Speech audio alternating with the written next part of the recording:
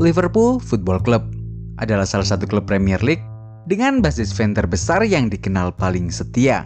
Bagaimana tidak, 30 tahun tanpa gelar Premier League, dan Kovac gak pernah capek nyanyiin You'll Never Walk Alone di setiap pertandingannya. Mungkin banyak yang penasaran, sebenarnya apa sih yang bikin orang-orang jatuh cinta sama klub ini? Prestasi juga jarang-jarang. Lalu, apa yang bisa dibanggain dari klub ini? Dan mungkin sejarah singkat ini adalah salah satu jawabannya. Jadi, nggak usah nunggu lama-lama lagi. Selamat datang di Room 49. Inilah sejarah Liverpool.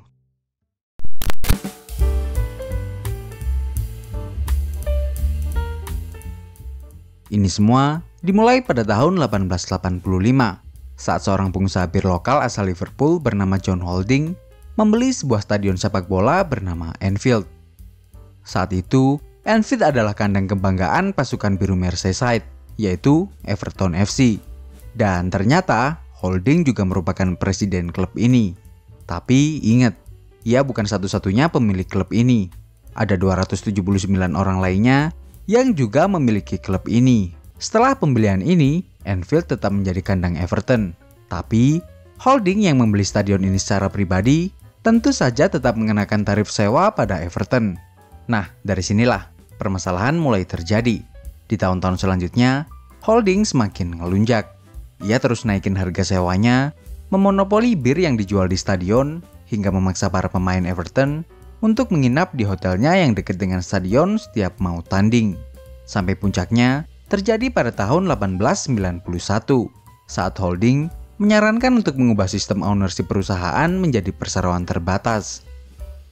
Inti idenya saat itu, Everton harus dijual, dan uang penjualannya ini bisa digunakan untuk membeli stadion Anfield dan lahan di sebelahnya. Karena ternyata sang pemilik lahan sebelah ini mau bikin sesuatu di tanahnya, dan bakalan nutup akses ke tribun Anfield. Sebenarnya, intensi Holding gak sepenuhnya jelek. Ia juga pingin manajemen Everton bisa lebih modern dan mandiri, gak bergantung sama dirinya yang saat itu punya Anfield. Tapi yang jadi masalah, Holding dan pemilik lahan sebelahnya mematok harga yang sangat tinggi. Hal inilah yang bikin para direksi mikir kalau sebenarnya Holding cuma pingin ngeeksploitasi klub demi keuntungan pribadinya.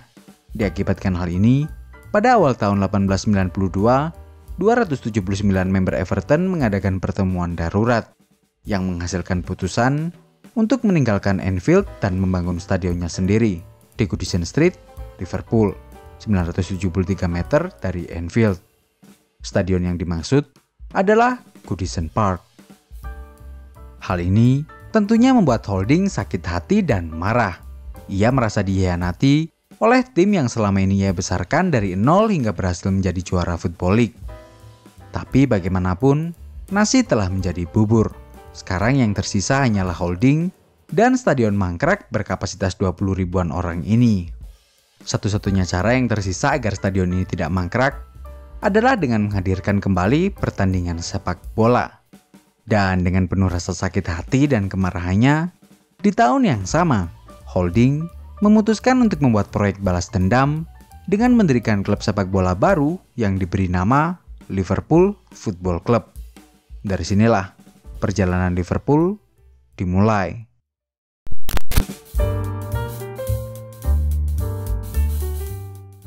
Juni 1892, Liverpool Football Club resmi didirikan. Ini adalah logo pertamanya, dan warna biru putih dipilih sebagai warna jersey kebanggaannya saat itu.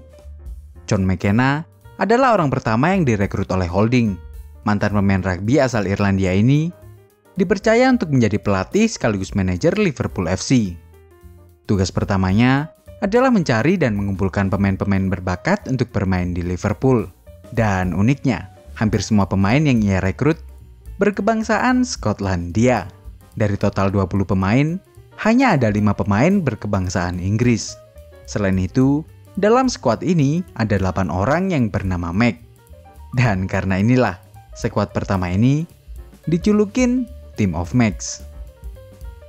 Setelah semuanya siap, sebenarnya McKenna sempat ngehubungin federasi buat daftarin Liverpool ke Football League langsung. Tapi sayangnya, ini juga langsung ditolak karena alasan satu kota hanya boleh diwakilin satu klub aja. Karena hal inilah, akhirnya Liverpool memutuskan untuk mengikuti kompetisi lokal dulu, yaitu Lancashire Football League. Layaknya klub-klub lain, sebelum kompetisi dimulai, tentunya ada pertandingan persahabatan dulu buat persiapan buat ngetes skuad baru ini. Rotherham Town dipilih untuk menjadi lawan pertama klub baru ini. Pertandingannya akan dilakukan pada 1 September 1892. Dan kalian tahu, di tanggal yang sama, Everton juga menghelat pertandingan persahabatan melawan Bolton Wanderers. Jadi, Holding emang sengaja bentrokin jadwalnya, biar masanya bisa kepecah. Nggak main-main, Holding sepertinya juga mempromosikan pertandingan ini lewat koran lokal Liverpool Echo.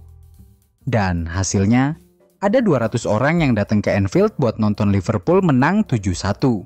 Sementara di Goodison Park, terdapat 10.000 penonton yang hadir menonton Everton menang 4-2. Tapi, pelan-pelan fans Liverpool mulai bertambah. Di pertandingan home Lancashire League pertamanya, datang 300 orang menonton kemenangan fantastis 8-1 Liverpool atas Wolverhampton. Di pertandingan-pertandingan selanjutnya, Liverpool terus menorehkan hasil yang baik di liga lokal ini. Dan kabar kemenangan Liverpool inilah yang membuat masyarakat semakin penasaran dengan klub ini. Lalu akhirnya mulai berdatangan ke Anfield. Kondisi seperti ini terus menggulung menjadi snowball effect yang akhirnya membentuk basis fans baru yang berjumlah ribuan orang. Oh ya, di tahun itu juga Liverpool langsung menjadi juara Lancashire League ini. Dan berkat prestasi dan basis fans yang mulai bertumbuh inilah, akhirnya di tahun selanjutnya mereka diterima masuk ke Football League. Tapi mereka harus mulai dari Divisi 2 dulu.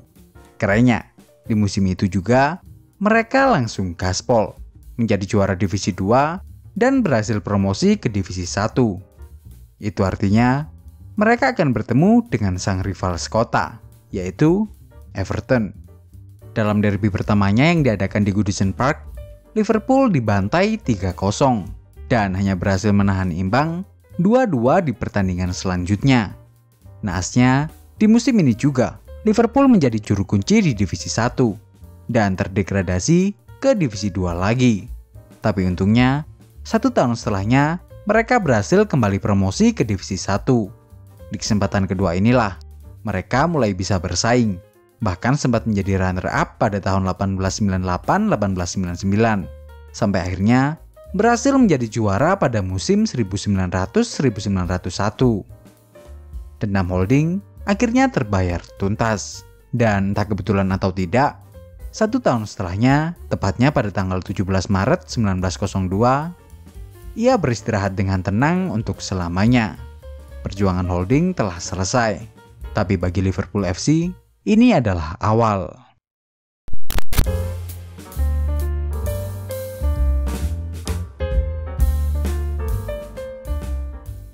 Setelah kepergian Holding, Liverpool sempat terseok-seok.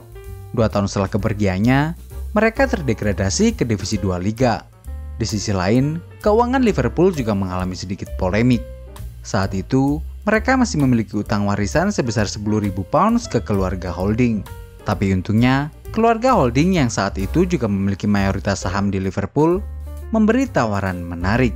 Mereka menawarkan untuk menghapus seluruh hutang Liverpool dan melepas seluruh kepemilikannya dari klub. Dengan syarat, mereka cukup menjamin utang Holding di bank sebesar 5.000 pound saja. Singkat cerita, Liverpool mengiyakan hal ini. Dan sejak saat itulah, mereka bangkit lagi. Pada musim 1904-05, mereka berhasil promosi lagi ke Divisi 1. Dan yang mengejutkan, tim yang baru promosi ini langsung menjuarai Divisi 1 Football League 1906. Ini adalah trofi liga kedua Liverpool. Di tahun yang sama, mereka juga memutuskan untuk kembali mengedarkan 15.000 saham baru untuk membangun salah satu tribun di Anfield, yaitu Spion Kop. Nama Spion Kop ini disarankan oleh editor koran Liverpool Echo bernama Ernest Edward. Menurutnya, kecuraman yang dimiliki oleh tribun ini mirip dengan Bukit Spion Kop di Afrika, bukit yang menjadi medan perang tentara Inggris melawan Republik Boer. Dan dari tribun inilah istilah Kopites muncul. Julukan Kopites diberikan pada fans garis keras Liverpool yang selalu berada di tribun ini di setiap pertandingan home. Tapi sayangnya, di tahun-tahun selanjutnya, prestasi mereka so-so lah. Mereka menjadi langganan papan tengah Football League hingga Perang Dunia Pertama selesai. Setelah perang selesai, mereka sempat menambah 2 koleksi trofi Football League pada musim 1921-22 dan 1922-23 di bawah asuhan pelatih David Ashworth. Tapi lagi-lagi, sayangnya, di tahun selanjutnya, Ashworth meninggalkan Liverpool. Dan ya, klub ini balik ke setelan pabriknya. Sebenarnya, harapan untuk bangkit kembali sempat muncul di era tepat setelah Perang Dunia Kedua selesai. Mereka kembali menjuarai liga di musim 1946-47. Tapi lagi-lagi, setelah musim ini, mereka balik ke setelan pabriknya lagi. Bahkan mereka harus terdegradasi ke Divisi 2 pada musim 1953-54 dan kesulitan untuk naik ke Divisi 1 Liga. Sampai akhirnya, 5 tahun setelahnya, tepatnya pada tahun 1959, datang seorang pelatih baru bernama Bill Shankly. Orang inilah yang mengubah segalanya.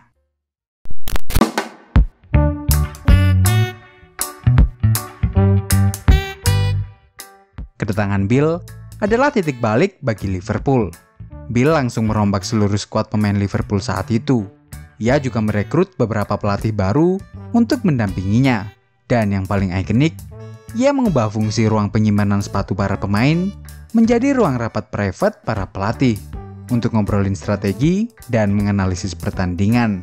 Hasilnya, di musim ketiganya bersama Liverpool, ia berhasil mengantarkan klub kebanggaan Kopaits ini menjuarai Divisi 2 dan promosi ke Divisi 1 Liga.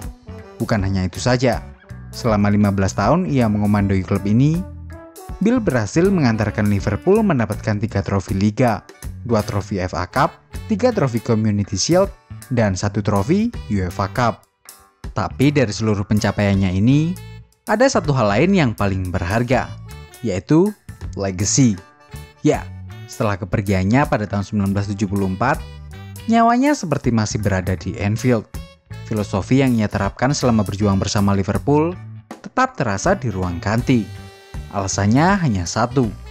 Penggantinya saat itu adalah anak didiknya sendiri yang selama ini menjadi asistennya, yaitu Bob Paisley. Di bawah komando Bob Paisley, tidak banyak yang berubah. Kebanyakan pemainnya masih sama dengan era Shankly. Metode berlatih, tempat mereka meeting, hingga hobi juara Liverpool tetap terjaga. Bahkan bisa dibilang, di bawah kepemimpinan Paisley, Liverpool lebih gacor. Dalam jangka waktu 9 tahun saja, Liverpool berhasil menambah 20 koleksi trofinya. 6 trofi Liga Inggris, 3 trofi League Cup, 6 trofi Community Shield, 1 trofi UEFA Cup, 1 trofi Super Cup, dan 3 trofi European Cup, atau yang saat ini kita kenal dengan nama Champions League. Pada tahun 1983, Paisley mengumumkan untuk pensiun karena alasan kesehatan. Dan sama seperti apa yang dilakukan oleh pendahulunya, Bill Shankly yang menunjuk dirinya sebagai pengganti, Paisley juga menunjuk asistennya, Joe Fagan, untuk menggantikannya sebagai manajer. Dan ya, filosofi dan kejayaan Liverpool akhirnya tetap terjaga. Di musim pertamanya bersama Liverpool, Joe langsung mengantarkan Ian Rush dan timnya menyabet treble winners. Tapi sayangnya, umur kepelatihan Joe tidak panjang. Pada 29 Mei 1985, ia mengumumkan untuk pensiun dari dunia sepak bola setelah trauma dengan sebuah tragedi mematikan yang terjadi di depan matanya, yaitu Heysel Tragedy.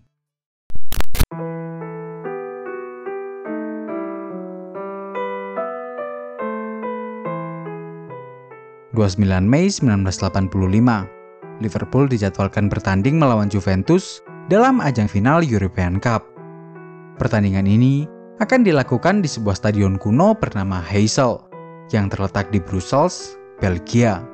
Kabarnya, kondisi stadion ini sudah tidak terawat. Ada beberapa bagian yang telah runtuh, sementara bagian lainnya sudah keropos. Presiden Juve saat itu, Giampiero Boniperti, dan CEO Liverpool, Peter Robinson, sebenarnya sudah mengajukan permintaan pada UEFA untuk mengganti stadion, tapi UEFA menolaknya. Alhasil, tragedi pun terjadi. Sebelum kick-off, gesekan antara fans Liverpool dan Juve terjadi. Fans Juve yang membeludak ditempatkan persis di sebelah rombongan fans Liverpool. Dan saat kick-off terjadi, kondisi semakin memanas. Pagar besi pemisah tribun yang sudah ringkih berhasil dibobol oleh fans Liverpool. Dan mereka mulai mengejar fans Juve. Fans Juve yang panik melarikan diri ke satu sisi di pojok tembok tribun. Naasnya, kondisi stadion yang buruk mengakibatkan bagian di sekeliling tribun runtuh mengenai fans Juve. Dan saat fans Juve semakin banyak menumpuk dalam satu titik tribun itu, bangunan itu tidak bisa lagi menahan bebannya dan akhirnya runtuh. Akibat hal ini, 600 orang luka-luka dan 39 orang lainnya meninggal dunia. Dan gilanya, UEFA memutuskan untuk melanjutkan pertandingan ini. Wah, gila ya. Federasi di mana aja pertandingan ini akhirnya dimenangkan oleh Juventus 1-0. Gara-gara tragedi ini, klub Inggris di-banned selama 5 tahun dalam kompetisi Eropa, sementara Liverpool di-ban selama 6 tahun. 4 tahun setelah tragedi ini, tragedi yang hampir mirip kembali menimpa Liverpool. Kali ini terjadi di Hillsborough, stadion milik Sheffield Wednesday. Saat itu, Liverpool dijadwalkan akan melawan Nottingham Forest dalam ajang lanjutan FA Cup. Sebenarnya, stadion ini udah tidak layak. Stadion ini tidak lolos dalam pengujian Green Kite, sebuah pengujian yang dilakukan untuk mengetes keamanan stadion. Kali ini yang menjadi penyebab adalah penumpukan supporter di pintu masuk yang udah nggak bisa terkendali. Jadi, akses masuk stadion yang buruk membuat kemacetan saat para fans mau masuk ke tribun. Hal ini diperparah dengan dimulainya pertandingan saat banyak fans Liverpool yang belum bisa masuk ke stadion. Sebenarnya, polisi udah ngehubungin panitia, minta diundur kick-off-nya, tapi ditolak. Dan akhirnya, setelah pelut dibunyikan, para fans yang gak sabar langsung menerobos masuk, hingga salah satu tribunya over capacity, sehingga orang-orang yang sudah berhasil masuk dan berada di depan tertekan oleh pagar pembatas tribun, karena didorong oleh orang-orang yang memaksa masuk ini. Dan akibat hal ini, 766 orang luka-luka, dan tragisnya, 97 orang beristirahat selamanya. Tragedi ini sering dikenal dengan nama Hillsborough Disaster. Kabarnya, tragedi inilah yang menjadi alasan dihilangkannya pagar pembatas di stadion-stadion Inggris. Dan ya, meskipun di musim selanjutnya Liverpool berhasil menjuarai liga, di tahun-tahun selanjutnya mereka tidak pernah lagi menyentuhnya. Dan itu bukan setahun 2 tahun aja, melainkan 30 tahun. Banyak yang mengaitkan puasa gelar ini dengan kutukan yang diakibatkan 2 tragedi ini. Tapi di masa puasa gelar Premier League ini, mereka tetap dapat piala kok dari kompetisi lain. Seperti 1 UCL yang didapatkan musim 2005, 3 piala FA, dan beberapa piala nggak penting lainnya. Sebenarnya, mereka pernah 4 kali hampir mengakhiri puasa gelar ini. Yang paling berkesan buat para Kopites, tentu saja kejadian saat sang kapten kepleset ini. Dan ya, seperti yang kita tahu, setelah kedatangan Jurgen Klopp, pelan-pelan Liverpool membaik. Pada musim 2018-19, mereka berhasil memenangkan trofi UCL lagi. Dan akhirnya di era Covid kemarin, mereka berhasil mengakhiri puasa gelar Premier League selama 30 tahun. Dan sepertinya, musim ini di bawah tangan dingin Arne Slot, mereka kayaknya akan bawa pulang trofi Premier League lagi deh. Nah, sampai di sini, jangan lupa like, share, subscribe Room 49, dan jika ada salah kurangnya, mari kita diskusikan di kolom komentar. Thank you.